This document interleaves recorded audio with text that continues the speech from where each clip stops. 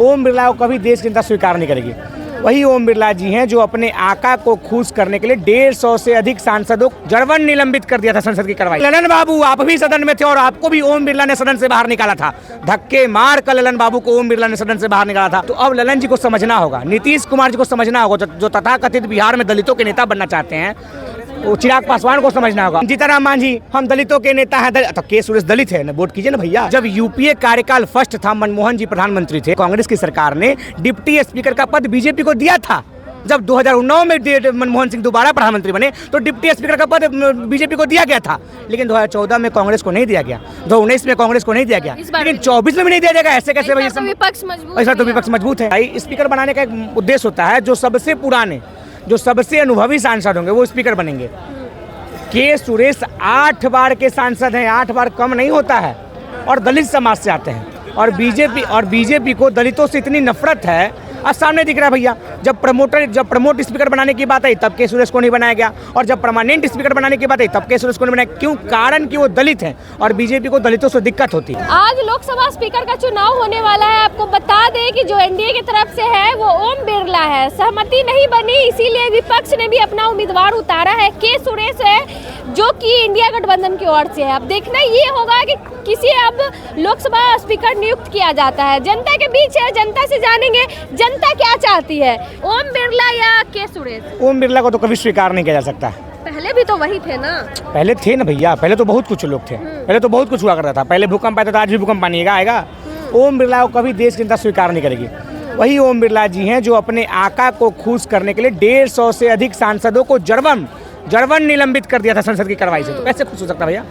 संसद की कार्रवाई से 150 सांसदों को निलंबित करने वाले ओम बिरला से कैसे जनता खुश हो सकता है? संसद कार्रवाई के लिए बना है, वहाँ सवाल जवाब के लिए बना है, निलंबित करने के लिए नहीं बना है।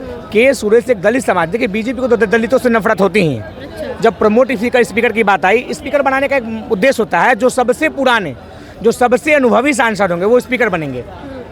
के सुरेश 8 बार के सांसद हैं, 8 बार कम नहीं होता है, और दलित समाज से आते हैं। और बीजेपी को दलितों से इतनी नफरत है, आज सामने दिख रहा है भैया। जब प्रमोट स्पीकर बनाने की बात आई तब के सुरेश को नहीं बनाया गया, और जब परमानेंट स्पीकर बनाने की बात आई तब के सुरेश को नहीं बनाया। क्यों? कारण कि वो दलित हैं और बीजेपी को दलितों से दिक्कत होती है। अरे भैया 8 टर्म के सांसद हैं, क्या दिक्कत है मुझे? आप कह रहे कि हम चर्चा करेंगे, चर्चा करने की क्या आवश्यकता है?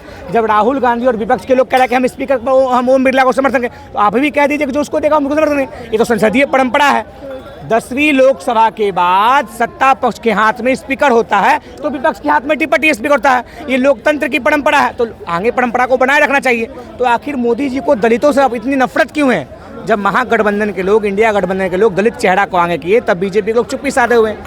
राजनाथ सिंह कल मल्लिकार्जुन खड़गे को फ़ोन किए, फिर दोबारा उनका फ़ोन नहीं आया। तो समझ में आ रहा है कि एक तरफ आप कहते हैं कि विपक्ष हमारा समर्थन करे, दूसरी तरफ विपक्ष के नेताओं को बेइज्जत करने का काम कर रहे हैं। तो विपक्ष भी अपना उम्मीदवार खड़ा कर दिया। अब देखना है नीतीश जी को, जो बिहार में तथाकथित दलितों के हितैषी बनते हैं। अब दलित स्पीकर दे दिया गया है। अब नीतीश कुमार की अंतरात्मा जगी हुई है। नीतीश जी छोड़ी, नीतीश जी सदन में नहीं थे, लेकिन ललन बाबू आप भी सदन में थे और आपको भी ओम बिरला ने सदन से बाहर निकाला था, धक्के मार कर ललन बाबू को ओम बिरला ने सदन से बाहर निकाला था। अब ललन बाबू को वो सब याद रखेंगे। भैया अरे संसद की कार्रवाई से ओम बिरला जी ने ललन जी को संसद नहीं बनाया था। मुंगेर की जनता ने ललन जी को वहाँ का संसद बनाया था, उनको जबरन वहाँ से निलंबित कर दिया गया ओम बिरला के द्वारा। तो अब ललन जी को समझना होगा, नीतीश कुमार जी को समझना होगा, जो तथाकथित बिहार में दलितों के नेता बनना चाहते हैं, वो चिराग पासवान को समझना होगा। अब इंडिया गठबंधन दलित चेहरा दे दिया है, तो आपको, लेकिन वो तो एनडीए में है ना, तो एनडीए ओम बिरला को ही वोट करेगा। अंतरात्मा की लोग बोलते हैं, अंतरात्मा। तो बताइए अंतरात्मा कहाँ गया? आप दलित करते हैं नीतीश बाबू के, हमने दलितों को ये किया, हमने दलितों को वो किया। तो के सुरेश 8 बार के सांसद है, 8 बार नीतीश जी भी सांसद नहीं रहे हैं। ये अलग बात है। वोट करते समय नहीं, परंपराएं बताइए ना भैया, कब क्या था बताइए? क्या अरे भैया जब फर्नांडिस जिस टाइम थे प्रधानमंत्री नहीं थे, नहीं लिख लिया कि जॉर्ज फर्नांडिस प्रधानमंत्री नहीं थे। क्या कौन मंत्री थे? लोकसभा दलित थे, पता करते, पढ़ लिख के आया कि जॉर्ज फर्नांडिस दलित नहीं थे, उनको कांग्रेस नहीं बनने दिया। अरे कहाँ से? अरे जॉर्ज फर्नांडिस दलित नहीं थे। लोकसभा स्पीकर का चुनाव क्या लग रहा है, के सुरेश या ओम बिरला? जनता क्या चाहती है? देखिए लोकसभा अध्यक्ष की जहाँ तक बात है, जो भी पार्टी सत्ता में रहती है वही चुनती है हमेशा से, मतलब कांग्रेस की परंपरा आती है। सत्ता और विपक्ष मिलकर चुनती है, सहमति से चुना जाता है, लेकिन जो पार्टी सत्ता में होती है उन्हीं का आदमी हमेशा से बना है। नहीं बिल्कुल, हम इसका विरोध कहाँ कर रहे हैं। पर इस बार अब चुनाव हो रहा है, क्या लग रहा है कौन जीते? ओम बिरला। ओम बिरला जी बिल्कुल। हमने तो पहले ही कहा कि हम ओम बिरला को समर्थन करेंगे, लेकिन डिप्टी स्पीकर का समर्थन हमको चाहिए।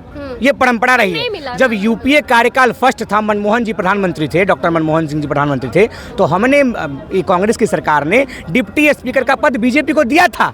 जब 2009 में मनमोहन सिंह दोबारा प्रधानमंत्री बने तो डिप्टी स्पीकर का पद बीजेपी को दिया गया था, लेकिन 2014 में कांग्रेस को नहीं दिया गया, 2019 में कांग्रेस को नहीं दिया गया, लेकिन 24 में भी नहीं दिया जाएगा। ऐसे कैसे भाई? विपक्ष मजबूत, इस बार तो विपक्ष मजबूत है। इस बार हम इस बार संसद में हम सिंगल लार्जेस्ट पार्टी विपक्ष में है, तो मांगना हमारा अधिकार है भैया। जब हमारी सत्ता थी तो हमने आपको डिप्टी स्पीकर दिया, जो भारत की परंपरा है। नहीं बताइए कौन था विपक्ष का डिप्टी स्पीकर? डिप्टी की बातें छोड़िए। इसीलिए कहते हैं कि व्हाट्सएप की ज्ञान नहीं पढ़ना चाहिए। विपक्ष के नेता अधीर रंजन चौधरी का नाम सुने आप? बंगाल से बिलोंग करते हैं और विपक्ष के नेता थे। अरे कहाँ है भैया? विपक्ष के लायक छोड़ा तक अब लायक के हम तो वैसे तो हम भी बोल सकते हैं प्रधानमंत्री मोदी प्रधानमंत्री के लायक नहीं है। अरे विपक्ष का पद है, था कि नहीं था? अब मापदंड क्या भैया? 150 सांसदों को जबरन निलंबित कर दिया गया। इतिहास में पहली बार, जब से देश आजाद हुआ है तब से आज तक के इतिहास से पहली बार 150 सांसद को जबरन निलंबित कर दिया गया। नीतीश कुमार के ललन जी हैं, राष्ट्रीय अध्यक्ष थे, हाथ पकड़ के भगा दिया गया ललन जी को। ललन जी वही ओम बिरला को वोट करेंगे। क्या वोटिंग टाइम? चिराग पासवान, जीतनराम मांझी, हम दलितों के नेता हैं। तो के सुरेश दलित है ना, वोट कीजिए ना भैया। अब दलितों को आगे आना होगा, दलितों का नेता चुनने के लिए। आखिर बीजेपी को दलित से इतना नफरत क्यों है? जब प्रमोटर स्पीकर की बात बनाने की बारी आई उसमें भी दिक्कत, जब परमानेंट स्पीकर बनाया गया सर्वोच्च पद दलित को, तो उस दिन लोग कहाँ सोए थे? कहाँ सोए थे? बिल्कुल, बहुत अच्छी बात बोले, बहुत अच्छी बात बोले। एक महानुभाव को उधर से दिक्कत हुआ, हम चाहेंगे मेरे सामने आके बोले, तुरंत पैंट गीला हो जाएगा। और दूसरी बात देखिए, ये बोले दलित को राष्ट्रपति बना दे, सदन को बनाया हो गया। इसका जवाब दे दें। संसद का सदस्य होता है राष्ट्रपति, सर्वोपरि सदस्य होता है। जब संसद का उद्घाटन हुआ तो राष्ट्रपति को निमंत्रण क्यों नहीं किया? जब संसद का नींव हुआ तो राष्ट्रपति को निमंत्रण क्यों नहीं किया? जब राम मंदिर का नींव हुआ तो संसद को निमंत्रण क्यों नहीं किया? और राम मंदिर के लोग बनाए, ऊपर से भगवान जी परस रहे और वहाँ के मुख्य पुजारी कह रहे हैं कि पानी जाने का जगह नहीं है। दलित को बना दिए, लेकिन दलित को संसद में प्रवेश नहीं करने देंगे। क्यों द्रौपदी मुर्मू जी को? अरे भैया, द्रौपदी मुर्मू जी को नहीं बुलाए, भूमि पूजन में नहीं बुलाए, संसद के उद्घाटन में नहीं बुलाए, वो गुम्बद लगा उस समय नहीं बुलाए। कोई भूल सकता है दलितों को बात? अरे भाई कब बुलाए? द्रौपदी मुर्मू का भाई समय लेना पड़ता है, समय नहीं होगा और समय नहीं होगा। द्रौपदी मुर्मू जी का ये वक्तव्य है कि मैं आना चाहती थी और मुझे बुलाया नहीं गया है। ये द्रौपदी मुर्मू जी का अरे भैया पढ़ेगा ही नहीं तो कहाँ से पता चलेगा? अरे राज्यसभा चला था, अरे राज्यसभा स्टेटमेंट देती, बताइए इस पेपर के माध्यम से इनके पास चैनल है। राज्यसभा एक चैनल है जिसपे राज्यसभा और लोकसभा की कार्रवाई प्रकाशित होती है। चलो खोल कर पढ़िए, आप आज तक देखिएगा, अंजना मोदी देखिएगा तो कहाँ से दिखेगा? चलिए जनता के बीच है, अब देखना ये होगा कि लोकसभा स्पीकर कौन बनता है। बाकी आप क्या कुछ सोचते हैं कमेंट करके जरूर बताएं। धन्यवाद।